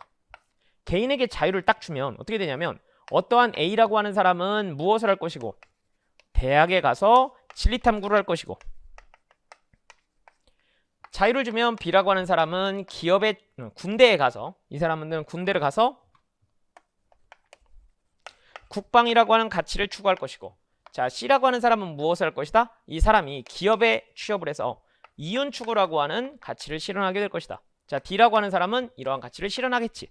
자, 그렇기 때문에 개인에게 자유라고 하는 형식, 절차적인 권리만 인정을 하면 자동적으로 내용이라는 가치가 이렇게 다양하게 나오게 된다. 그게 바로 뭐냐면 다원성이라는 가치다. 그래서 여러분들 다원주의라는 말은 누가 중요하게 생각하는 관점이냐면 자유주의자가 중요하게 생각하는 관점입니다. 왈저는 거기에 대해서 왜 다원성이라고 하는 것이 자유주의자만 달성할 수 있는 가치지? 나도 달성할 수 있는 것이라고 생각했던 사람이에요. 그래서 이 사람은 뭐라고 생각했냐면 이렇게 여러 가지의 가치들이 있는데 이러한 여러 가지의 가치들을 공동체적인 가치로 인정하는 것만으로도 무엇이 되고 각각의 공동체의 가치들이 실현이 되고 그리고 그 안에서 자유가 얼마든지 실현될 수 있다고 봤습니다. 그러니 내용적인 가치, 이 공동체가 중요하게 생각하는 내용적 가치를 우선하고 그리고 자유를 갖다가 부가적으로 인정하는 것이 타당하다. 이런 논리가 되는 것이죠. 그런데 이것이 어떻게 하면 깨지게 되는가? 이유는 간단하다는 겁니다. 우리 사회가 만약에 우리 사회에 지배적 가치가 나타나 버리게 되면 그 지배적 가치가 모든 것을 다 망가뜨리게 된다는 겁니다. 예를 들어 보겠습니다. 우리 사회의 지배적 가치는 뭐죠? 고민할 필요가 없습니다. 여러분도 공동체 구성원이기 때문에 알고 있죠. 우리 사회는 자본주의적 사회니까 돈이 지배적 가치죠. 중세시대에는 뭐였을까요? 예, 신분이었습니다. 자, 누구를 비판하는 것이냐? 이것도 자유주의를 비판하는 것이죠. 자, 신분이 있다는 것은 개인의 자유가 부정된다는 거죠? 아닙니다. 공동체주의자의 생각에 따르자고 한다면 신분이 지배적 가치였기 때문에 문제가 되는 겁니다. 자, 지배적 가치라는 건 무엇이냐면 이겁니다. 내가 이 가치만 하나 갖고 있으면 무엇을 할 수 있냐면 진리탐구라는 가치, 국방이라는 가치, 모든 가치를 내가 다 뭐 해버릴 수 있다? 지배해버릴 수 있는 거예요. 그러면 나는 이러한 가치들을 추구할 필요가 없어요. 뭐만 하면 돼요? 돈만 가지면 돼요. 내가 신분만 갖고 있으면 나는 좋은 대학에 갈 필요도 없고요. 나는 뭐 할 필요도 없어요. 군인으로서 노력할 필요도 없어요. 내가 신분만 높이면 모든 건 다 끝나는 거예요. 이것이 우연적인 것으로 결정되는 것. 이것이 문제가 된다고 한다면 돈도 역시 마찬가지가 되겠죠. 그래서 돈이라는 가치를 가지고 있으면 다른 가치를 모두 지배할 수 있다. 그렇게 된다고 하면 문제가 뭐냐면 사람들은 그 어떤 것도 노력하지 않게 될 겁니다. 예를 들어서 내가 대학에서 진리탐구를 열심히 했는데 내가 돈을 갖고 있으면 박사학위를 돈으로 사버릴 수 있다고 해보겠습니다. 그러면 누가 학업에 있어서 자유롭게 노력을 하려고 하겠습니까? 그냥 돈을 열심히 벌어서 돈으로 지배해버리면 되죠. 두 번째입니다. 내가 군대에 갔는데 내가 군대에서 고급 군인이 되기 위해서 진급하기 위해서 열심히 노력했어요. 그런데 진급을 하는 사람은 누구냐면 돈 많은 사람이 그냥 진급할 수 있어요. 그러면 여러분들이 노력을 하시겠습니까? 저는 아무 노력을 할 필요가 없다고 생각합니다. 그냥 뭐 하면 돼요? 돈 주고 사버리는 게 제일 간단한 방법이 되겠죠. 그래서 이러한 지배적인 가치가 다른 가치를 지배하지 못하도록 단절시켜야 된다. 이것이 바로 가장 중요한 지점이 된다라고 얘기했습니다. 이것은 무엇을 비판하고 있는 것이나 다름없냐면 잘 봐라. 이 여러 가지 가치들이 있다고 말하면서 그 가치의 지배 가치로서 자유를 말하고 있는데 이러한 자유로 인해서 자유의 결과물은 돈, 결국 불평등 아니냐. 이 불평등이 결국 우리의 모든 내용적 가치를 지배하고 있는 것 아니냐라고 말하고 있는 그러한 비판적인 시각이라고 말씀드릴 수도 있겠습니다. 그래서 그런 관점에서 보자면 하나의 가치가 모든 가치를 지배한다면 부정의한 것이 되는 것이고요. 사회는 지배적 가치가 다른 가치를 지배함으로써 사회 갈등이 격화되는 것을 그리고 공동체가 붕괴되는 것을 막아야 된다라는 게 이 사람의 관점입니다. 우리 사회의 지배적 가치는 돈일 수밖에 없는데요. 이거는 여러분들이 이걸 돈이라는 걸 증명해야 되지 않나요? 이렇게 생각할 수 있는데요. 우리 사회가 이미 자본주의 사회이고 우리 모두가 공동체의 구성원이기 때문에 누구나 다 알고 있는 겁니다. 돈이라는 가치를 가졌다고 해서 교육이나 좋은 직업, 명예 등의 공동체적인 가치를 연쇄적으로 가지는 것을 막아야 된다라는 관점을 가지고 있는 겁니다. 이걸 보고 뭐라고 부르냐면 조건의 평등이라고 부르는 것이죠. 그래서 사실 생각해보자면 지역 할당제라든지 아니면 그 장애인 전형 이런 것들이 특별 전형 이런 것들이 저소득층 특별 전형 이런 것들이 다 이 관점에서는 우연적인 것을 배제함으로써 개인의 자유를 보호하려는 목적을 가지고 있는 것이고 이쪽에서는 그러한 지배적 가치가 돈이라고 하는 지배적 가치가 다른 가치까지 연쇄적으로 지배하는 것을 막으려는 그러한 생각을 가지고 있다. 이렇게 생각을 해주시면 되겠습니다. 자, 그런 관점에서 77번 주제를 한번 보도록 하겠습니다. 자, 77번 주제에 보면 488페이지에 제시문 가와 제시문 나가 나와 있는데요. 제시문 가는 롤스의 논리고요. 우연에 관한 논리고요. 자유주의 논리죠. 제시문 나는 이 왈저의 논리가 되겠습니다. 그래서 왈저의 논리가 어디에 나와 있냐면 489페이지에 보면 거기 두 번째 줄에 지배라는 개념이 나와 있죠. 하나의 사회적 가치를 배분하는 기준이 여타의 가치들의 배분을 위한 기준으로 일반화되는 경우 그것을 지배라고 부른다. 즉 어떠한 한 재화나 가치를 소유한 개인이나 집단들이 오로지 그 가치를 가지고 있다는 이유 하나만으로 여타의 가치들이나 재화들을 가지게 되는 경우를 지배라고 부른다. 지배적 가치는 그 가치를 소유함으로써 다른 모든 가치들을 소유하게 되는 그런 가치를 말하는 것인데 그것이 중세시대에는 신분이었고 지금은 무엇이다? 그것이 돈이다. 이런 개념이라고 볼 수 있겠습니다. 그래서 지역할당제라고 하는 논리를 어떻게 정당화할 수 있을 것인가 그 개념을 한번 생각해 보시면 되겠습니다. 그래서 여러분들이 우연의 논리는 대충 롤스의 논리를 한번 배웠기 때문에 이해를 하실 수 있을 건데 이 다원적 평등이라고 하는 왈저의 개념을 이해하시기는 좀 힘들 거예요. 자, 490페이지 한번 보겠습니다. 490페이지 거기에 보면 Q1-2에 나와 있는 나의 입장에서의 지역엔제의 지역할당제의 타당성이라는 개념이 나와 있는데요. 자, 그 개념 한번 보도록 하겠습니다. 모범 답변의 세 번째 줄 한번 봐주세요. 이로 인해서 부라는 한 가치를 보유한 자가 교육이라는 다른 가치를 더 나아가 고소득을 기대할 수 있는 좋은 직업을 지배하는 문제가 발생한다. 그러니까 무엇을 증명해야 돼요? 하나의 지배적 가치를 갖고 있으면 다른 가치까지 연쇄적으로 지배하는 것 이것을 증명하셔야 되고요. 자, 더더군다나 이러한 지배적 가치가 사회의 다른 가치를 지배하는 것을 막기 위해서는 지역할당제가 타당한 방법일 수 있다. 이제 그 부분을 증명하시는 것이 좋겠습니다. 그 다음 줄입니다. 우리 사회의 지배적 가치는 부이고 부를 지배한 자가 좋은 교육을 받아 대학에 진학해 학력이라는 가치를 갖고 이어서 좋은 직업이라는 가치를 보유할 수 있는데 더 문제가 되는 건 뭐냐면 좋은 직업은 또 고소득 직종이거든요. 그렇기 때문에 다시금 지배적 가치인 부를 갖게 되는 거예요. 부, 학력, 좋은 직업, 부 이렇게 되니까 결국은 가치가 계속 지배적인 가치로서 대물림되는 문제가 생기게 되겠죠. 이처럼 지배적 가치의 점유로 인한 사회 불평등이 발생하게 되고 사회 갈등을 극심하게 일으켜서 사회를 붕괴시키고야 말 것이다. 이런 개념이 나와 있다는 점을 기억해 두시면 되겠습니다. 자, 그런 점에서 보자면 하나의 문제를 더 언급해 볼 수 있는데요. 이런 개념 한번 생각해 볼게요. 이게 미국에서 많이 문제가 되었던 건데 우리나라 쪽에서도 이제 그런 얘기들이 조금씩 나오고 있는 듯 싶습니다. 하나만 얘기해 보도록 하겠습니다.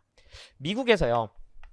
무슨 문제가 있었냐면 인종 갈등이 굉장히 극심했기 때문에 미국에 뭐가 있었냐면 인종 전형이 있었거든요. 인종 특별 전형 이런 것들이 있었습니다.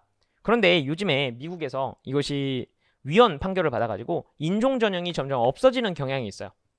그랬더니 이걸 가지고서 무슨 얘기가 많냐면 우리나라도 저소득층 특별 전형이나 이런 거 없애야 된다. 그 다음에 지역 전형 같은 거 없애야 된다. 이런 주장들이 꽤 많이 있거든요. 미국도 그러고 있지 않냐 이런 주장이 있는데 잘못된 겁니다. 이게 무슨 얘기냐면 이런 문제가 발생했기 때문이에요. 자, 어떤 문제가 발생했냐면 백인 학생 중에 저소득층 자녀가 있는데 저소득층 백인 학생이 점수가 예를 들어서 90점이에요. 그런데 이 학생은 불합격한 거예요. 그런데 흑인 학생이 있어요. 흑인 학생이 있는데 이 학생이 고소득층, 그러니까 흑인 고소득층이에요. 그런데 이 학생이 80점이에요. 그런데 이 학생이 붙어버린 거예요. 자, 여기서 또 이제 뭐가 뭐냐면 아시안이 붙어버린 겁니다. 자, 아시안 학생이 있는데 이 학생이 고소득층이에요. 이게 요즘에 중국 때문에 생기는 문제라고 하는데 고소득층입니다. 고소득층 학생인데 이 학생이 75점인데 붙어버린 거예요. 자, 그럼 문제입니다. 여기서 과연 이것이 인종이라고 하는 것이 과연 미국에서 지금 현재 불평등을 가속화하는 핵심 요인이라고 말할 수 있을까? 이게 이제 문제가 되는 거죠. 요즘에 미국도 마찬가지고 우리나라도 마찬가지입니다만 과연 우리 사회가 지역 갈등이 있는가? 아니면 소득 갈등이 있는가? 우리가 이걸 생각해 볼 필요가 있죠. 그래서 지금까지는 미국이 인종 갈등이 있다라고 생각을 해왔는데 이게 점점 무슨 생각으로 이어진 거냐면 보통 이런 경우가 됩니다. 백인과 흑인이 있다고 치면 원래는 여러분들 백인이 좋은 직업을 가지고 있었고 흑인이 항상 나쁜 직업을 가지고 있었거든요. 그래서 어떠냐면 예를 들자면 우리가 영화 같은 데를 봐도 옛날 영화를 보면 백인들은 사무직으로 일하고 있는데 흑인들은 어떠냐면 저기서 무슨 블루칼라 노동자로 일하고 있잖아요. 이런 개념이라고 생각을 했는데 그게 아니라 요즘엔 점점 이런 것들이 바뀌고 있더라. 그러니까 사실은 소득 갈등이 더 심각해지고 있기 때문에 우리가 무엇을 해야 되면 저소득층 특별 전형을 만들어야 되는 것이지 이것이 인종 전형을 만들어야 되는 것은 아니다. 이런 식으로 논리가 바뀌게 된 겁니다. 그래서 우리나라 쪽도 지금 어떤 생각을 많이 갖고 있냐면 예를 들자면 이렇게 되는 거예요. 제가 만약에 지방에 살고 있는 사람인데 지방과 서울에 살고 있는 사람인데 내가 서울에서 저소득층이에요. 그런데 지방에서 고소득자가 있어요. 그러면 지방 학생이 고소득자인데 합격하고 서울의 저소득자가 불합격하는 경우가 발생할 수 있다는 거예요. 그럼 물어볼 건 이거예요. 우리 사회가 지역 갈등이 핵심적인 갈등이냐 아니면 저소득 고소득이라고 하는 것이 핵심적인 갈등이냐 이것에 따라서 그 해결 방법이 달라질 수 있는 겁니다. 여러분들이 생각하시기에 현존하는 명백한 차별이 우리나라의 그 차별의 원인이 과연 소득이냐 아니면 지역이냐 이런 것들을 한번 생각해 볼 필요가 있다라고 생각이 됩니다. 그런데 여전히 우리나라 같은 경우는 지방이 서울보다 훨씬 더 소득이 적기 때문에 발생하는 문제점들이 좀 크거든요. 그래서 그러한 문제들 때문에 여전히 지역 할당이 그리고 지역 인재 전형 같은 것이 남아있다라고 생각을 하시면 되겠습니다. 그래서 그런 논리를 어떻게 사용할 것인가는 사례를 보고서 판단하셔야 되는데요. 미국 사례의 경우에는 이런 식으로 해석을 할 수가 있고요. 우리나라 사례의 경우에는 그 상황이 주고 있는 문제점들을 여러분들이 어떻게 해석해 나갈 것인가 거기에 점수가 있다는 점을 기억해 주시면 되겠습니다. 그러한 논리들이 여기서 작동하는 겁니다. 자, 그래서 491페이지에 보시면은 무엇이 나오냐면 공정이라는 게 무엇인가 라고 하는 평등의 기준을 한번 마련해봐라. 이러한 문제들이 나와 있으니까 그 부분을 확인해 주시면 되겠습니다. 자, 78번 주제 492페이지 보도록 하겠습니다. 여기서는 평등과 형평이라는 개념이 나와 있는데 이게 연대 기출문제거든요. 자, 평등과 형평에 대한 얘기를 한번 해보도록 할게요. 자, 평등은 무엇이고 형평은 무엇이냐? 이것이 말이 좀 많기는 한데 엄밀한 의미와 지금 관련된 건 아닙니다만 가볍게는 한번 보도록 합시다. 자, 제가 이거는 이렇게 말씀드릴 수 있겠는데요. 한번 이 생각을 해볼게요. 자, 지금 어떤 경우가 있냐면 지금 담벼락이 하나 있다고 칠게요. 여기 지금 담벼락이 있습니다. 그런데 여기에 사람이 서 있는데 어떤 사람 하나는 지금 이 목이 여기 바깥으로 나올 정도로 키가 큰 사람이에요. 자, 이 사람은 키가 큰 사람이에요. 그래서 이 바깥이 보입니다. 담벼락이 보여요. 그런데 어떤 사람은요. 여기 지금 딱 서 있는데 이 사람이 새끼발을 들면 여기 이렇게 까치발 들고 보면 새끼발이 아니죠. 까치발을 들고 보면 간신히 보입니다. 근데 이 사람은 어떠냐면 종수예요. 아예 담벼락이 가려갖고 아예 보이질 않아요. 자, 그러면 평등이라고 하는 건 무엇이냐면 똑같이 모두 다 발판을 주는 거죠. 똑같이 발판을 주는 겁니다. 근데 여전히 어떠냐면 이 사람은 이제 까치발을 들지 않아도 보입니다. 이 사람은 원래 잘 보이는데 더 높아져 갖고 잘 보입니다. 이 사람은 발판을 놓아줘도 여기에 목이 걸려갖고 보이질 않습니다. 형평이라는 건 무엇이냐면 이겁니다. 그러면 어차피 이 사람은 보이고 어차피 이 사람도 어떻고 까치발을 들고서 간신히 볼 수 있으니까 이 사람한테 발판을 3개 줄 것이냐 아니면 이 사람한테 하나를 주고 이 사람한테 2개를 줄 것이냐. 그럼 이 사람은 안 줘도 된다는 거죠. 왜죠? 왜냐하면 이 사람은 어차피 바깥이 보이니까요. 라고 하는 개념이 되겠습니다. 그러니까 형평이라고 하는 것은 결국은 목적이 모두 다 함께 보는 거라고 한다면, 그렇다고 한다면 이 사람한테는 주지 말고 나머지한테는 줘야 되는 거 아니냐. 즉 어떤 식의 의미로 보자면 선별복지의 개념에 가까운 것이고요. 그리고 평등이라고 하는 개념은 뭐냐면 야 똑같은 사람인데 왜 발판을 얘만 3개 주고 아니면 얘는 하나 주고 얘는 왜 2개 주냐. 나도 달라. 그래서 하나를 달라는 게 평등의 개념이 될 수 있다는 점을 기억해 주시면 되겠습니다.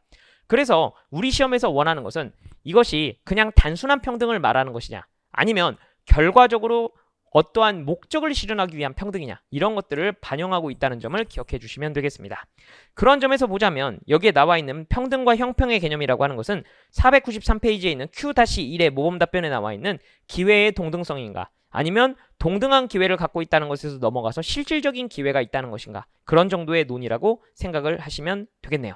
심지어 이 문제는 어떻게 되어 있냐면 그러한 논리적인 개념을 연장시켜서 그것을 갖다가 실제 사례에 연결지어서 공정성, 그러니까 평등과 형평이라는 개념을 한번 적용해서 논리를 한번 사례 적용을 해봐라 라는 식으로 문제를 출제하고 있기 때문에 더더욱 어려운 측면이 있습니다. 자, 495페이지에 나와 있는 79번 주제 제대군인 가산점 제도 보도록 하겠습니다. 제대군인 가산점 제도는 현재 판례가 있기 때문에 이거 자체가 뭐 그렇게 크게 중요한 주제는 아닌데 그리고 출제가 한때 많이 되었는데 요즘에는 좀 출제가 안 되는 경향이 있거든요. 그래도 알아둬야 될 논리이긴 합니다. 제대군인 가산점 한번 보도록 하겠습니다. 자, 제대군인에 대해서 이게 헌법에서 공부를 해보자면 이것이 특별희생설과 일반희생설 이런 개념이 있는데요. 이게 어떤 논리냐면 이런 논리가 되겠습니다. 자, 제대한 군인이 어떻게 보자면 지금 사회 복귀를 해야 되는데 이 사회 복귀를 할 때 굉장히 문제가 되잖아요.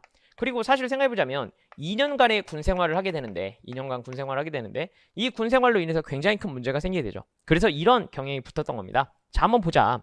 지금 공무원 시험을 보는데 공무원이라고 하는 것은 결국은 어떻게 보자면 국가에 일을 하는 사람으로서 모든 국민은 공무 담임권이 있는 건데 이 입장에서 보자면 제대군인은 군인으로서 그러니까 공무원으로서 일을 한 사람이니까 이 사람들에게 무엇을 하자는 거냐면 공무원 시험을 봤을 때 여기서 플러스 알파 점수를 주자는 거예요. 자, 그런데 이게 원래는 그렇게 크게 문제가 되지 않았습니다. 왜냐하면 공무원에 대한 선호도가 우리나라가 크지 않았었거든요. 그런데 2000년도 초반쯤 1990년대 후반쯤 우리나라에 IMF가 찾아오면서 실업난 그러니까 취업난이 엄청나게 일어나면서 공무원 시험에 대한 열기가 엄청나게 높아졌습니다. 그래서 무슨 일이 발생해 버렸냐면 이 제대군인 가산점을 못 받으면 합격이 안 되는 사태가 발생하게 된 거예요. 그것 때문에 엄청난 문제가 발생했는데요. 저는 이게 굉장히 좀 문제가 많다고 생각합니다. 제대군인 가산점 제도는 정말 문제가 많아요. 왠지 한번 생각해 볼게요. 자, 우리나라에서 제대군인이 1년에 얼마쯤 나오느냐라고 한다면 50만 명에서 50만 명은 아니군요. 예, 죄송합니다. 한 25만 명에서 30만 명 정도가 나옵니다. 왜 이걸 제가 단정할 수 있냐면 이유는 간단합니다. 우리나라 군인이 한 50만 명에서 60만 명 사이거든요. 그걸 어떻게 할 수 있느냐? 우리나라에 수능본 인구 있죠? 수능 인구의 반절은 여성일 거니까 2분의 1로 나누면 뭐가 되겠어요? 남자 인구가 나옵니다. 그런데 그 아이들이 보통 다 뭘 가기 때문에 매우 극소수를 제외하고는 모두 다 군대를 가기 때문에 이 인구가 1년에 입대하는 인구예요. 거기다가 군 생활을 한 2년 정도 하니까 곱하면 뭐가 돼요? 그냥 수능 보는 인구가 뭐가 되는 거냐면 2분의 1에다 2를 곱했으니까 그게 우리나라 병력이 되는 겁니다. 그 중에 반절씩 1년마다 뭐 하니까? 제대를 하니까 이것의 2분의 1이니까 지금 수능 보는 인구가 한 55만 명 정도 되니까요. 지금 1년에 제대하는 인구는 27만 명 정도 되겠네요. 뭐 정확하진 않습니다만 대충 이 정도가 될 겁니다. 저희 때는 수능 보는 인구가 60만 명, 65만 명이었으니까 그때는 아마 30만 명씩 뛰어나오고 있었을 겁니다. 자, 그럼 생각해보자면 제대군인에게 공무원 시험에 가산점을 주면 어떤 효과가 있느냐? 이런 효과가 있습니다. 생각해보겠습니다. 자, 만약에 공무원이 있는데 공무원 시험에서 커트라인이 있겠죠? 몇 명을 뽑는지는 정확하게 모르는데 2만 명이라고 한번 생각해보겠습니다. 내가 2만 명이라고 했을 때 이 커트라인에 걸린 사람이 있을 겁니다. 이 커트라인을 예를 들어서 80점이라고 생각해볼게요. 80점이면 내가 공무원 시험 통과 이렇게 생각을 해보자면 그러면 내가 만약에 이 커트라인에 전혀 걸리지 않는, 내가 점수가 100점에서 한 95점 정도가 되는 이런 사람들 있죠? 이런 사람들은 가산점이 의미가 없습니다. 왜냐면 어차피 합격할 거니까요. 가산점 아무 의미 없습니다. 없어도 합격해요. 만약에 가산점이 플러스 2점이라고 쳐볼게요.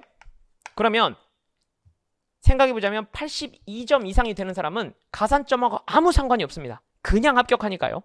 자, 그리고 내 점수가 만약에 예를 들어서 75점인 사람, 이 사람도요 가산점이 아무 의미가 없습니다. 어차피 커트라인에 도달을 못하기 때문입니다. 그러니까 75점 미만, 그러니까 정확히는 78점 미만, 77점이겠죠. 예, 77점 미만인 사람, 77점 미만인 사람은 가산점을 받아도 소용이 없습니다. 어차피 불합격하기 때문이죠. 그러면 결국은 문제가 되는 사람은 누구냐면 이 커트라인에 걸려있는 매우 극소수의 사람입니다. 그럼 생각해볼게요. 이게 제대군인 가산점 제도가 제대군인의 사회복귀를 돕는 목적이라고 한다면 모든 제대군인한테 다 도움을 줘야지 왜 매우 특정한 극소수에게만 도움을 줍니까? 그리고 내가 만약에 공무원 시험을 준비하지 않으면 나는 제대군인의 사회복귀를 돕는 제도에 들어가지도 못하는 형태가 되는 거예요. 제가 만약에 예를 들어서 이때 당시에 군대에서 제대를 하고 제가 사회복귀를 노리고 있는데 저는 학원 강사가 될 거였어요. 자, 여기에 아무런 도움을 받지 못하죠. 그러니까 결국은 이게 남성과 여성들의 싸움으로 보이게 되는 건데, 여성들로서는 나는 여기서 노력해가지고 점수를 받은 사람인데 내가 거의 80점을 맞았는데 제대군인 가산점 받은 사람한테 내가 커트라인이 밀려가지고 불합격하면 그럼 뭐가 되는 거냐, 이렇게 얘기를 하는 건데, 사실은 생각해보자면 남성들로서도 이건 기분이 나쁘죠. 왜 기분이 나쁘냐? 이유는 간단합니다. 나는 2년간이나 국가 안보를 지키기 위해서 노력하고 돌아왔는데 왜 나를 갖다가 업신여기지? 라는 생각이 들기 때문입니다. 자, 문제는 여기에 있습니다. 국가 안보라는 것이 정말 중요한 가치라고 한다면 국가가 이런 식으로 공무원 시험에다 가산점을 줄 일이 아니라고 생각합니다. 이게 바로 샌델의 정의란 무엇인가에서 나오고 있는 개념인데요. 우리 사회가 이 국가 안보를 실현한 사람에게 그만큼의 가치를 부여해야 되는 거예요. 그런데 문제가 뭐냐면 가치를 부여하는 데는 돈이 들거든요. 돈이 들고 노력이 드니까 야, 다 필요 없고 그냥 가산점이나 좀 던져주고 끝내라, 이런 식으로 생각을 했던 거예요. 이건 너무 쉬운 방법이고요. 그리고 무엇이 있냐면 우리 사회가 이러한 가치를 갖다가 폄하하고 있는 겁니다.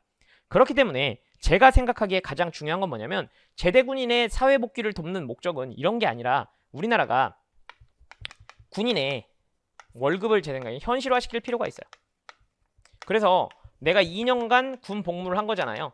군 복무를 했으면 이 군 복무에 대해서 최저임금 정도는 챙겨주어서 무엇을 했으면 좋겠냐면 이 2년의 군 복무에 따라 가지고 내가 만약에 취업을 할 거라고 내가 만약에 대학을 더 다녀야 된다고 한다면, 내가 대학을 다녀야 된다고 한다면 내 학비 정도를 사용한다거나 이렇게 한다거나, 아니면 내가 만약에 나가서 경제활동을 해야 된다라고 한다면 내가 그것을 바탕으로 무슨 창업을 한다던가 이런 것들을 할 수 있는 기반으로 사용할 수 있게 만들어주는 게 가장 중요한 정책이라고 생각하고 있습니다. 그런데 항상 국가 예산에 핑계를 대거든요. 그러니까 어떻게 되는 거냐면 사실은 이 사람들을 노예처럼 부려먹겠다라고 하는 것밖에 되지 않는 것이죠.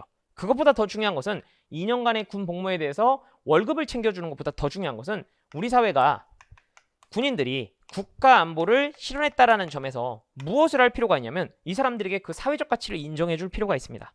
제가 제일 놀라웠던 게 뭐냐면 미국에서 있었던 일인데, 미국에 만약에 그 비행기 안에 군인이 타고 있다. 그럼 어떻게 하냐면 우리나라를 지켜준 국가 안보를 실현한 군인들이 이 비행기 안에 타고 있다. 그럼 1등석에 탄 손님들이 자기랑 자리를 바꾸자고 스스로 와가지고 얘기를 한다는 거예요.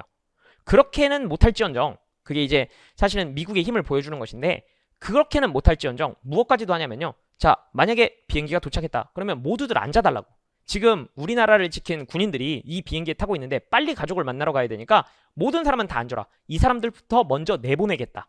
이 사람들이 먼저 나가야 된다. 라고 얘기를 한다는 거예요. 그러면 다른 사람들이 아무 말 없이 딱 앉는다는 겁니다. 우리나라 같으면 야, 너만 군 생활했냐 이런 얘기 할 거 아니겠어요?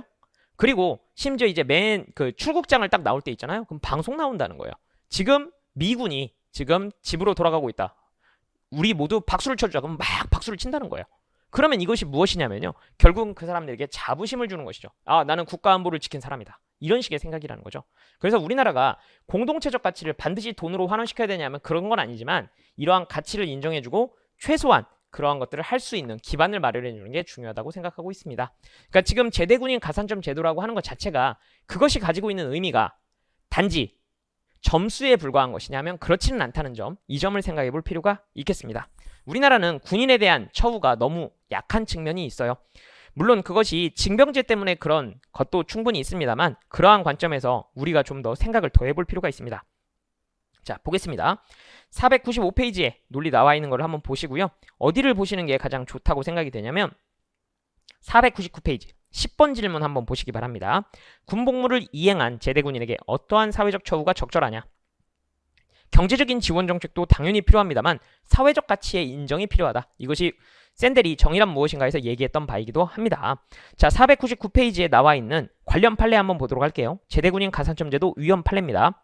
선거직 공직과 달리 직업 공무원에게는 정치적 중립성과 더불어 효율적으로 업무를 수행할 수 있는 능력이 요구되기 때문에 직업 공무원으로의 공직 취임권에 관하여 규율함에 있어서는 임용 희망자의 능력, 전문성, 적성, 품성을 기준으로 하는 이른바 능력주의 성과주의를 기반으로 해야 된다. 이것은 무슨 말이냐면 자기가 노력한 만큼 점수 받은 만큼 능력을 인정받아서 합격 여부가 결정돼야 된다는 거예요.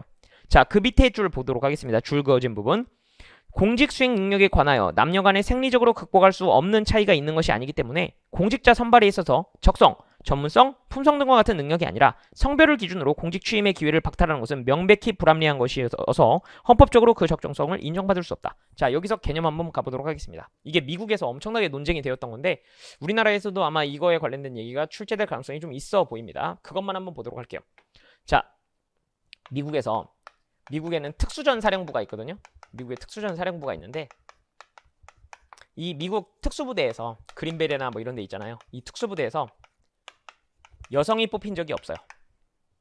그러니까 뭐라고 했냐면 여성에 대한 차별이다 이렇게 얘기를 했어요. 그런데 뭐라고 했냐면요. 이 특수전 사령부 사령관이 나와서 한마디 했어요. 우리는 여성을 차별하지 않는다고. 여성을 한 명도 안 뽑았지 않냐고. 우리한테는 기준이 있다. 그 기준을 넘어서지 못했을 뿐이다 라고 얘기했어요. 근데 그 기준이 여성이 절대 넘을 수 없는 기준인걸? 이렇게 얘기를 했습니다. 아니라고 말했어요. 이게 무슨 말이냐? 이런 개념입니다. 한번 생각해 보겠습니다. 특수부대는 기본적으로 뭐가 필요하냐면 적진에 소수가 침투하게 돼 있거든요. 그런데 문제가 뭐가 있냐면 거기서 다치는 경우도 많이 있다는 거예요. 그런데 이 특수부대는 우리가 자기 동료를 버리고 오는 법이 없다는 겁니다. 근데 거기가 굉장히 거친 곳, 그리고 사람밖에 들어갈 수 없는 곳, 뭐 자동차 같은 걸 사용할 수 없는 지역인 경우가 많은데 예를 들자면 특수부대원들은 막 덩치가 막 이만하고 그리고 장비가 어마어마하게 많아가지고 내가 사람을 짊어지고 뛰어야 되는 상황이 발생한다는 거예요. 그러니까 어떠냐면 거의 한 80kg에서 90kg짜리 거구를 들고 뛰어서 탈출해야 되는 경우가 있다는 겁니다. 그렇기 때문에 최소한 뭐 예를 들어서 80kg의 짐을 짊어지고 1시간 동안 뛸 수 있는가, 이런 것들을 이 특수부대에 들어올 수 있는지의 조건으로 삼을 수밖에 없다는 거예요. 그런데 만약에 그냥 여성이니까 뽑아줬다. 그러니까 예를 들어서 80kg을 들고 1시간을 뛸 수 없는 사람인데 여성을 차별하지 않기 위해서 만약에 뽑았다. 그럼 이 특수부대원으로 만약에 이 여성이 여기 들어가게 되었을 때 만약에 다른 부대원이, 다른 동료가 다쳤을 때 이 사람은 버리고 올 수밖에 없다는 거예요. 그러면 그것은 특수부대원으로서 지켜야 될 가장 기준을 만족하지 못하는 것이다. 그래서 이 특수전 사령관이 뭐라고 얘기했냐면요. 우리는 이러한 조건을 넘어가는 여성을 기다리고 있다.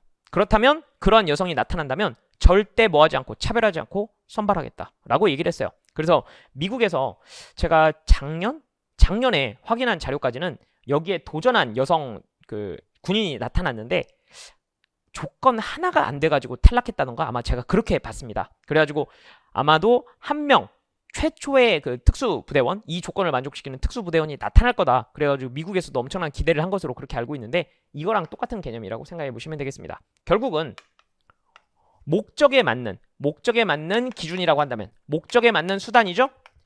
목적에 맞는 수단이라고 한다면 그것이 평등을 침해한 것은 아니라는 거, 차별한 것은 아니라는 점, 그 평등의 기준을 어떻게 쓰는가, 합리성의 기준이라고 말할 수도 있고 목적에 부합하는 수단으로서의 기준이라면 같은 것을 같게 대한 것으로, 다른 것을 다르게 대한 것으로 평등 원칙에 위배되지 않는다는 개념인 것을 꼭 확인해 주시기 바랍니다. 그래서 굉장히 좀 특이한 사례들을 문제로 낼 수 있는데요. 그 기준은 이런 것이다 라고 생각을 해주시면 되겠습니다. 목적에 부합하는 수단이 무엇인가, 그리고 그것이 합리적인가, 그것이 다른 것을 다르게 대할 만한 사유인가, 같은 것을 다르게 대한 사유인가, 이것을 증명하는 것이 포인트라는 점을 잘 기억해 주시기 바랍니다.